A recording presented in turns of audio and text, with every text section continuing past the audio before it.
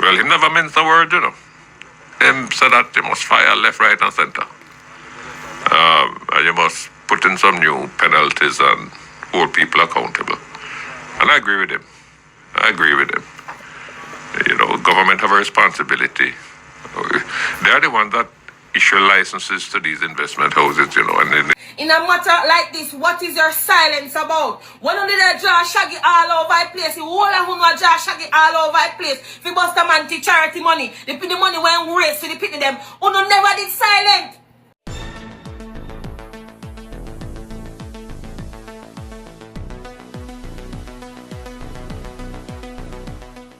Bless up ABR family and viewers. Welcome back to the channel. It's your girl and Isabel Rose, and in this one, Director of Public Prosecutor cautions public on the whole SSL saga, says it could harm the prosecutor. As well as Bruce Golding speaks on the SSL saga and what the Prime Minister had said and the former Finance Minister Nigel Clark on the onset of the SSL fraud back in January 2023. Stay tuned for the details at hand. Don't forget to like, share, and subscribe to the channel. Notification shout out goes to Godson. Big up yourself, Godson. Thanks for the continued support from each and every one. So the SSL saga is still trending in the social media space, and we heard the Director of Public Prosecution saying that she has enough evidence to move forward with the trial of the fraud after icon Usain Bolt came on an interview and says nothing is going on and he needs back his money. Fast forward till now, the Director of Public Prosecution is cautioning the public on the whole SSL matter, stating that extensive pre-trial publicity could see the court make certain orders to safeguard the integrity and the fairness of the process. She's saying that same could compromise the prosecution of the whole matter. And so my question here, will she call for the same, or has she ever called for the same to be done in many other high-profile cases? However, many have argued that the Prime Minister has remained silent on the matter, and I went ahead and I did a little research, and right on the onset of the publication of the whole fraud at SSL, I'm about to let you hear what he said, and then I'm about to read out a publication from the former Finance Minister Nigel Clark, who vowed to leave no stone unturned and vowed that they would have made this process transparent. This morning, I received a general briefing from the Minister of Finance, representatives of the FSC and the FID, the Commissioner of Police, and the Attorney General's Department on allegations of significant fraud at Stocks and Securities Limited, a non-bank financial institution which is of grave national concern. This briefing was important to properly inform and guide any public pronouncements I may make on the matter. Like all Jamaicans, at home and abroad, I am thoroughly disgusted and upset by revelations in the public domain surrounding this matter. I'm very concerned and sympathetic to all those hard-working Jamaicans who at this moment are uncertain of the status of funds they have invested with the institution in question. While every investor's distress must be equally acknowledged, there is a dimension of a heightened public sense of betrayal, which I share, that a national icon who has brought so much pride to all of us is also a victim of the alleged fraud. Having had the benefit of the brief, I can confidently say to the nation that all the relevant government entities are seized of the urgent nature of this matter, the great public concern, and the suffering of the victims. I am satisfied that the entities understand the implications and the potentially complex nature of this matter and the need for transparency, diligence, and prudence in all their operations. The coordination within the law among the various entities was also evident, which is a good sign for efficient and timely action. A thorough investigation is being undertaken to identify the perpetrators and colluders involved in the fraudulent activity with a view to bringing them to justice, as well as to trace the funds and secure forfeiture of assets acquired with the stolen funds. The affected investors and the public can be assured that the investigative and prosecutorial agencies have the necessary competencies and resources and have already started to act decisively to gather information and evidence. No effort will be spared in uncovering the full extent of the fraudulent activities and in bringing the perpetrators to justice. While this matter has sparked immediate fear and general concern, there is absolutely no need for panic about the strength and soundness of the financial system as a whole. As a result of significant reforms implemented over the last 2 decades, Jamaica has a strong and vibrant financial system in which the public can have confidence. Our financial system is recognized as the leading financial market in the region, and it is a source of competitive advantage for us. The public can rest assured that the government will be proactive in ensuring that there is accountability and probity in the exercise of public functions, and that our policy and administrative response is effective in continually strengthening the financial sector and protecting the investing public. The Minister of Finance has already indicated that he will update the public on certain policy and administrative actions that the government has already decided to give effect. Now, while I understand the hurt and upset all Jamaicans feel at this time, I urge the public not to fuel panic through speculation and baseless assertions. Given the potentially complex and litigious nature of these matters, the government must ensure that it verifies every bit of information it gives to the public. This may sometimes create a short lag in updates and responses. The public should also be aware that for legal and other reasons, the authorities will not always be able to respond to all assertions made in the public domain. This means that the public must exercise caution and patience in how they rely on unconfirmed information. We are aware that there may be persons with narrow agendas seeking to influence markets and investor decisions, promote false narratives, and create instability. Therefore, I have stressed the importance of transparency and accountability to the various government agencies, as this is the only way to secure public confidence. The government will ensure that the laws and systems in place work for the benefit of the general public good, accountability for those responsible, and justice for those negatively affected. The then former Finance Minister Nigel Clarke stated on January 23, 2023, "I address you at a time of great concern in our society. The alleged fraud at the Stocks and Securities Limited, which at this time is estimated at over $2 billion, represents one of the largest securities frauds in a security dealer since the Financial Service Commission came into existence nearly 30 years ago. It is an alarming amount that shocked the soul of Jamaica. In addition, the anger and unease we all feel have been magnified by the long duration, 13 years, over which the fraud was allegedly perpetrated, and the fact that the perpetrator or perpetrators seem to have deliberately and heartlessly targeted elderly persons as well as our much loved and respected national icon, Ambassador Usain Bolt.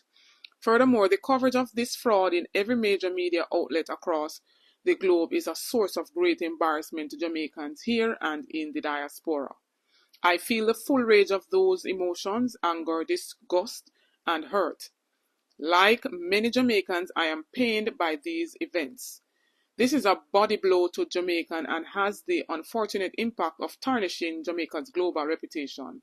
I am extremely saddened by this. Over the past 30 years, Jamaica has failed to successfully arrest and prosecute persons who were allegedly criminally responsible during the FinSAC era. Neither those criminally responsible for Cash Plus, Olint, Worldwise, and other such schemes, similarly persons allegedly responsible for public sector frauds over much of the last 30 years have similarly escaped the punishment regularly meted out to others. With that as our historical context, the SSL fraud has touched especially raw nerves. A nerve that represents the reservoir of distrust that has developed based on what many believe to be the historical Jamaican experience of one law for some and another law for others. A nerve that captures the wells of suspicion that white-collar crimes are processed and treated differently from other crimes. A nerve that characterizes the deep pool of cynicism in our country, where there is sometimes a belief that the real truth is artificially suppressed and nothing ever really changes. These waters of distrust, suspicion, and cynicism are existential threats to our society. It will take time to drain the system of these, and we must begin now. This time must be different. Let me repeat what I have said and what Prime Minister has said. There will be full transparency in this matter. No stone will be left unturned. The investigative authorities have full operational independence and will pursue the facts wherever they may lead. They will unearth exactly how funds were allegedly stolen, who benefited from such theft, and who organized and collaborated in this. The probe will also seek to identify whether assets have been acquired with the proceeds of this fraud. If and when such assets are identified, all legal steps will be taken to restrain these assets with the intention of full forfeiture. Having spoken with some of those leading the investigation, I can say that they are resolute and determined to unravel its complexities and bring all responsible to justice. In fact, based on the magnitude of this fraud and the lines of inquiry being pursued, the Financial Investigations Division and the Fraud Squad have already sought assistance from the Federal Bureau of Investigations, that's the FBI, and other international partners. That's what he said in 2023 of January. And to this date, we have not heard of any FBI being in Jamaica or investigating this SSL fraud. And the fact that they stated that there would be no stone left unturned, why are they keeping the KROLL report a secret? That is a stone that they are not turning for the public to hear what happened. We know that Howard Mitchell was the director of the FSC who took over control of SSL after the fraud. Served from April 2016 until his resignation in June 2017. Right? So it begs to question, why did Howard Mitchell resign from the FSC? And why did Nigel Clark leave his post as finance minister without, completion of all of this investigation? Could it be the same reason why Howard Mitchell left is the same reason why Nigel Clark left? Because of gross corruption at SSL. But we learned that Stuart Leacher, who is the managing director of an automotive group, was appointed in July 2017 by then Finance Minister Audley Shaw and was retained by Dr. Nigel Clark when he took over in 2018. And she is now the director of the FSC, right? This very same lady is alleged to be one of the financier for the Jamaica Labour Party. So they finance them campaigns over the years. So could it be that she was put in place to carry out that same mandate by allowing SSL to do what they were doing. But according to an internal FSC report, the watchdog conducted an on-site examination of SSL between June and September 2016, after which it threatened SSL with a license suspension because of a range of breaches and other problems. So, Anna just know SSL under the radar. From 2013, the People's National Party did take action, and even in 2016, action was supposed to be taken, but yet still, in 2017, the suspension was lifted from the SSL. However, the web continues to thicken, and so I'm about to let you hear from former Prime Minister Bruce Golding and a resident of Jamaica speaking out, asking the Prime Minister why he is so silent. Financial analyst helping us to, well, he never meant the word, you know. Him said that you must fire left, right, and center. And you must put in some new penalties and hold people accountable. And I agree with him. You know, government have a responsibility. They are the ones that issue licenses to these investment houses, you know, and in the issuing of the license, what they are saying to the public is that I'm satisfied that these are good people to do business with, so you can go do business with them. Well, that is what Usain Bolt did, and look what happened to him. In a matter like this, what is your silence about? When you did draw shaggy all over the place, you all of who draw shaggy all over the place. If you bust a man to charity money, they put the money when we raise to the pity them. Uno never did silent. Every minute, all because you can't get it money for a shaggy. Uno do all kind of things that me. Uno create disgrace for them. Uno label him as thief. Uno say uno want the money. And now, you see about money missing. And uno silent. Uno silent. Andrew, tell me something. You walk all over the place, you take up other country business for your head. That's how you deal with the legend. Andrew, me not rate how you deal with the legend, because $12.7 million US get take from Usain Bolt just like that in the country of Jamaica, in an institution, SLL, whatever they name. And you, the Prime Minister, very silent about it. You tell me, say you know about it, then. Because silence means content. Andrew, let me tell you something. I am so disappointed with you. Because if something like this can happen on this island, and you as the Prime Minister can step forward and do nothing or say anything, and assure the people of Jamaica, say, yes, you'll get back with legend money, you're going to fix this, or at least help. Just say something, so we can even feel better. What that child should tell me about you. You're a thief too, Andrew. You all who know about it. And me I watch all of this press conference for me I see on TV. You all who look confused. Me see guilt on the wall on the face. Everyone know split you see and more money. And then you try to take one yourself and I left one somebody like who don't know about the money. I see him we only did want shaggy money. See him we only did want shaggy money. Uno didn't want the money where Shaggy raised for the pity them. And all because Shaggy knows how not thief. The man knows how not cook. Uno can't get it out of Scotia Bank account. The 100 million just in there already in the yard. The 100 million just in there already in the yard. Uno can't get it out of it. So guess what? Uno man shop, uno want to try to send Shaggy a prison. All because I want this. So uno couldn't get for Shaggy money. So uno get for Usain Bolt money. We want it back. We want it back, and I don't care who never come back, but Andrew has to do it. Andrew have a lot to do it. Andrew run this country. So much money not supposed to be missing, and I knows like that. And Andrew run this country. But who no come out, who no direct labor right, who no want nobody talk about, who no come talk me in my mouth. Come talk me in my mouth. Andrew know about it, you can't too silent. He no let me say nothing else. Who no come talk me in my mouth. Because me go always attack. We want back Usain Bolt money. And I don't like all the PM silent about this.